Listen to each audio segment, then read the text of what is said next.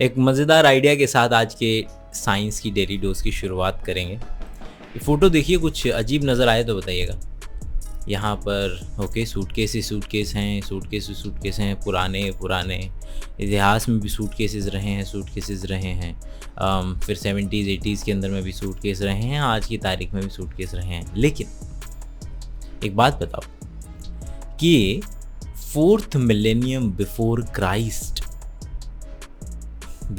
से fourth millennium में Mesopotamia जो कि आज का इराक है, वहाँ पर व्हील की डिस्कवरी हो चुकी थी। एक तरफ व्हील है, अब दुनिया में लोग हैं, ट्रैवल करते हैं, तो ट्रैवल तो पता नहीं जन्म जन्मांतर से कर रहे हैं, तो सूटकेसेस तो हैं ही तब से। तो सूटकेसेस भी हैं, और अगर ट्रैवल कर रहे हैं तो व्हील के थ्रू ही ट्रैवल कर रहे होंगे।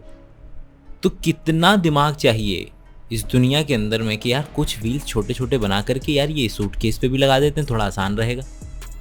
आज की तारीख में दिस इज सो कॉमन कि हर व्यक्ति व्हील्ड वाले सूटकेस का इस्तेमाल कर रहा है। मतलब कि 1972-75 में जाकर के पेटेंट इसका मिला था पहली बार। मतलब व्हील इतने पुराने हैं, सूटकेस इतने पुराने हैं, फिर भी किसी के दिमाग में इतना नहीं आया कि यार चलो यार दोनों को मिला देते हैं।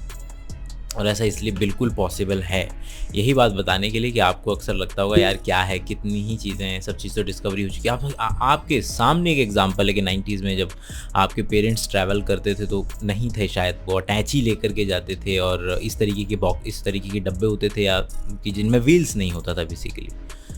लेकिन आज की तारीख में बिल्कुल उल्टा है। आज की तारीख में आप देखें तो आप हर जो अटैची है रैंडमली ही आपको आपकी उम्र के लोग जो अटैची उठाते हुए नज़र आएंगे, वो सारे के सारे व्हील वाले ही हैं जिसको आप खींच सकते हैं।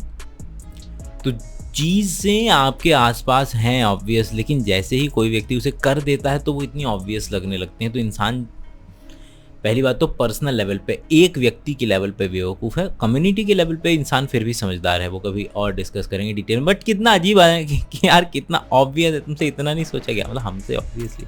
अब इसकी वजह से ये कहा जा सकता है कि आज भी हमारे चारों तरफ इतनी सारी चीज़ें हम ऐसी कुछ ना कुछ कर रहे हैं जो एक क्षण के बाद अगर कोई और व्यक्ति करेगा किसी और तरीके से, तो आप अपना माथा पीटेंगे कि यार आज तक मैं ये काम ऐसे कैसे कर रहा था।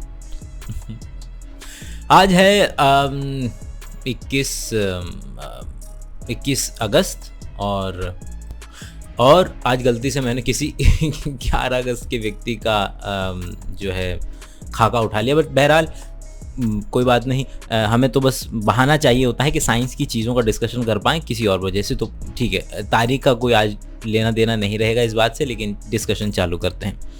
तो आयरन क्लर्क को जो है नोबेल प्राइज़ मिला था किसके अंदर में, कि भाई 1982 के अंदर में नोबेल प्राइज़ मिला था क्रिस्टलोग्राफिक इलेक्ट्रॉन माइक्रोस्कोपी के लिए।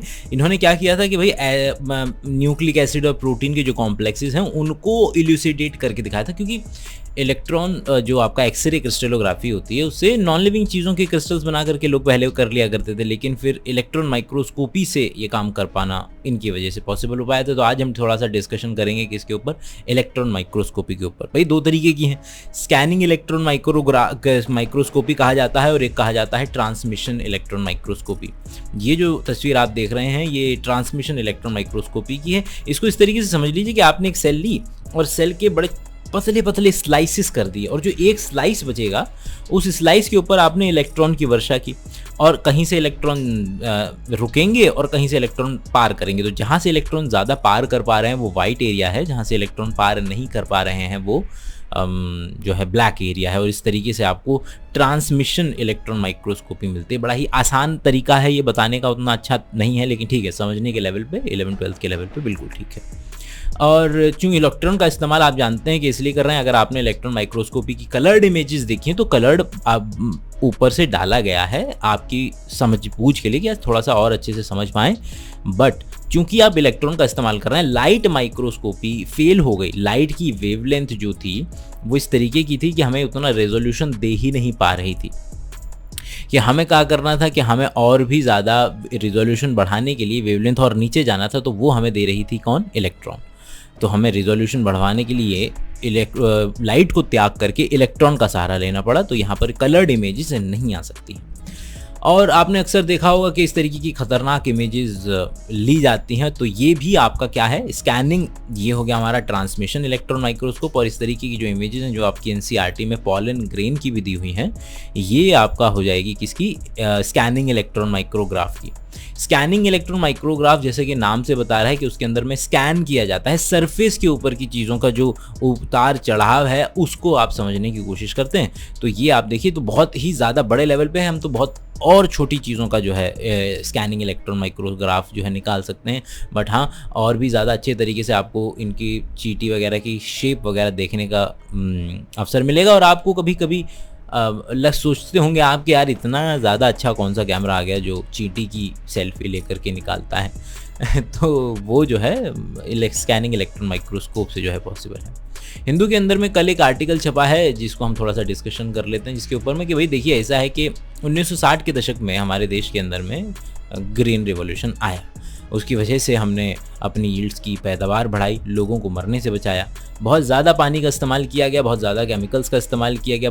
अब केमिकल शब्द बड़ा खतरनाक है गुरु। केमिकल का मतलब कि हर चीज़ केमिकल ही दुनिया की। आप कह लीजिए ना, यहाँ पर बेहतर होता कि नाइट्रोजन फर्टिलाइज़र, यूरिया अगर हिंदू वाले लिखते तो ज़्यादा बेहतर रहता, क्योंकि क्या चीज़ है जो केमिकल नहीं है, सब चीज़ केमिकल है। पेस्टिसाइड, तो इनका इस्तेमाल करने से हमने 3 से 4 गुना प्रति हेक्टेयर अपनी राइस की पैदावार बढ़ा ली थी। लेकिन आज 50 सालों के बाद में वो जो हरित क्रांति है उसके जो दुष्परिणाम हैं हमारे सामने आ रहे हैं। अब मिट्टी के अंदर में जो ऑर्गेनिक कंटेंट है वो कम होता जा रहा है। हमारे वाटर के जो लेवल हैं पंजाब के अंदर में और राज्यों के अंदर में रिसीड करते जा रहे हैं, नीचे की तरफ चलते जा रहे हैं, क्योंकि ज़्यादा जिन लोगों ने नाइट्रोजन फर्टिलाइज़र या एग्रोकेमिकल पेस्टिसाइड का ज़्यादा इस्तेमाल किया, वो अब बहकर के जो ध्यान इंपॉर्टेंट चीज़ है जो ज़्यादा है, वो बुरा नहीं है नाइट्रोजन यूरिया वगैरह का इस्तेमाल, लेकिन अगर आप 1 हेक्टेयर में जितना ज़रूरत है उससे ज़्यादा डाल देंगे तो एक्स्ट्रा अमाउंट आसपास की वाटर बॉडीज़ में चला जाता है। That is bad. Nitrogen fertilisers ये सब अपने आप में बुरे नहीं हैं, उनका इस्तेमाल जिस तरीके से हमने किया वो थोड़ा सा बुरा था और उसकी वजह से एनवायरमेंटल हैज़ार्ड होने लगा। तो अब जो है सोचा जा रहा है कि एक और जो अगला रिवॉल्यूशन जो खेती के अंदर में आएगा वो आएगा आपका बायोटेक्नोलॉजी से। तो उसका एक एग्जांपल 22 जुलाई 2022 को साइंस के अंदर में एक पेपर पब्लिश हुआ है, जिसके अंदर में हम देख पा रहे हैं कि क्या किया गया है कि एक जीन है उसको डुप्लीकेट कर दिया गया है, उसकी खुद की एक एक्स्ट्रा कॉपी जो है राइस के अंदर में बना दी गई है, जिसकी वजह से जो यील्ड है वो 40% तक बढ़ रही है। पेड़ ज़्यादा अच्छे से नाइट्रोजन का इस्तेमाल कर पा रहा है, फ्लावरिंग उसके अंदर में जल्दी हो रही है, नाइट्रोजन का एब्जॉर्प्शन बड़ा अच्छा हो रहा है, बड़े मोटे मोटे दाने बन रहे हैं उसके अंदर में। तो ये सब हो पा रहा है क्यों, जो हम अब इसकी वजह से आपको ज़्यादा वो करने की भी ज़रूरत नहीं है, अपने प्लांट की ही ऐसी प्रॉपर्टी बना दी है कि प्लांट ज़्यादा अच्छे से स्ट्रेस कंडीशन में जी पाए, कम पानी भी अगर उसको मिले तब भी वो अच्छी पैदावार आपको दे करके जाए। और जाहिर सी बात है कि अगला जो रिवॉल्यूशन है वो इस तरीके की चीज़ों से ही आएगा। तो ये थी आज की आपकी साइंस डोज। मिलते हैं कल दोबारा से, और आपके अगर कुछ क्यूरियस क्वेश्चंस हों तो प्लीज़ कमेंट सेक्शन में डालना शुरू कीजिए, हम पर भी डिस्कशन शुरू किया करेंगे। तब तक के लिए अपना ख्याल रखें। एप्लीकेशन आप डाउनलोड कर सकते हैं, उसके अंदर में एनसीईआरटी के डिटेल्ड लेक्चर्स और रोज़ाना के एमसीक्यू वगैरह तो चले रहे हैं। तब तक के लिए अपना ख्याल रखें। अगली वीडियो के लिए बाय बाय।